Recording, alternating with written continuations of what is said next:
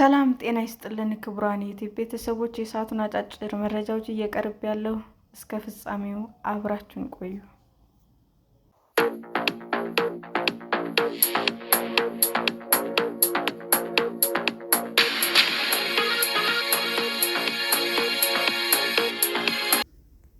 በመጀመሪያው ዙር የጋዛ የሰላም እቅድ ላይ ከስምምነት መደረሱን ትራምፕ አስታወቁ።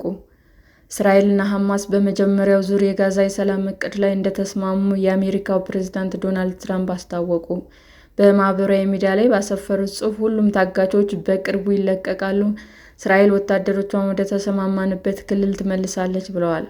ሐማስ በስምምነት ላይ መድረሱን ቢገልጽም እስራኤል የምትለቃቸውን ፍልስጤማውያን ስም ዝርዝር ገና እንዳልተረከበ በፍልስጤም የሚገኙ የቢቢሲ ምንጭ ጠቁመዋል። የእስራኤል ጠቅላይ ሚኒስትር ቤንያሚን ኔታንያሁ ለእስራኤል ታላቅ ቀን ነው ሲሉ ስምምነቱን ገልጸውታል። ከሀገራቸው ባለስልጣናት ጋር ተወያይተው ስምምነቱን ካጸደቁ ወዲያውኑ የተኩስ አቁም ስምምነት ይተገበራል። በግብጽ የተደረገው የሰላም እቅድ ድርድር የሁለት ዓመቱን ጦርነት ያስቆማል የሚል ተስፋ ተጥሎበታል። የሐማስን ጥቃት ተከትሎ እስራኤል በጋዛ በፈጸመችው ጥቃት 20,197 ሕፃናት ጨምሮ ቢያንስ 67,183 ሰዎች መገደላቸው ተዘግቧል። የሰላም እቅዱ የመጀመሪያው ዙር ላይ ከስምምነት የመድረሱ ዜና እንደተሰማ በደቡባዊ ጋዛ በምትገኘው ካን ዩኒስ ፍልስጤማውያን ደስታቸውን ለመግለጽ አደባባይ ወጥተዋል። እስራኤላውያን የታጋች ቤተሰቦች ትራምፕን እናመሰግናለን፣ ታሪካዊ ስኬት ነው ሲሉ መግለጫ አውጥተዋል።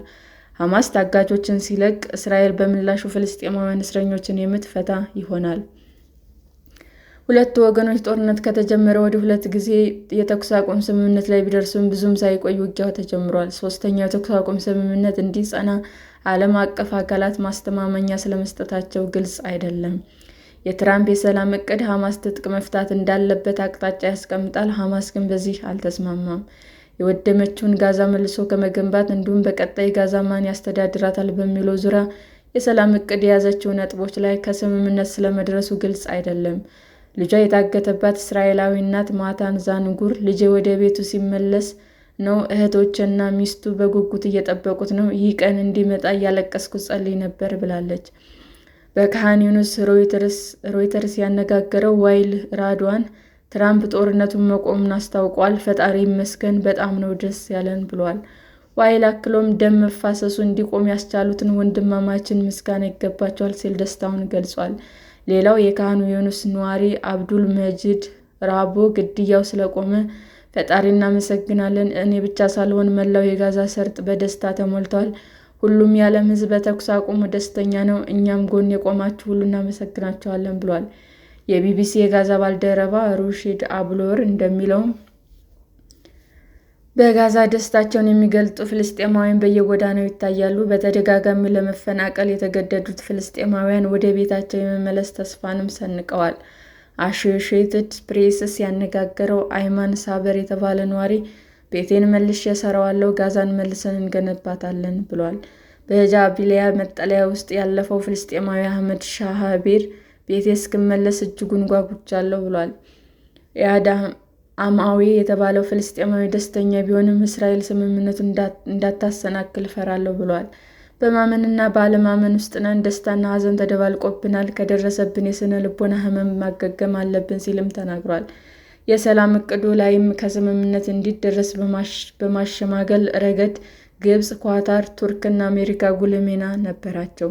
የዩኒሴፍ ቃል አቀባይ ጄምስ ኤልደር ጋዛ ሆነው ባስተላለፉት የቪዲዮ መልእክት የምንጠብቀው ግጽበት ድረስ ማለት ነው፣ ደስ ብሎናል ብለዋል።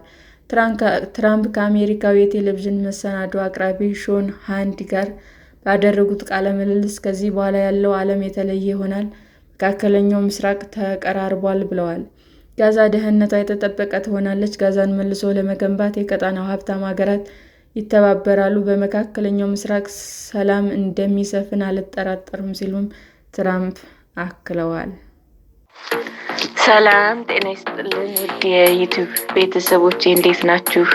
አዲስ ጀማሪ ነኝና ሰብስክራይብ ያደረጋችሁ አበረታቱኝ። አመሰግናለሁ። ክቡራን የዩቲዩብ አድማጮቻችን ለሰዓቱ ያቀረብኩላችሁ አጫጭር መረጃዎች ይህንን ይመስል ነበር። በሌላ መረጃ እስክንገናኝ ሼር፣ ላይክ፣ ሰብስክራይብ እንዲሁም ቢቀርብልን የምትሉት መረጃ ካለ ኮመንት እያደረጋችሁ ቸር ቆዩን።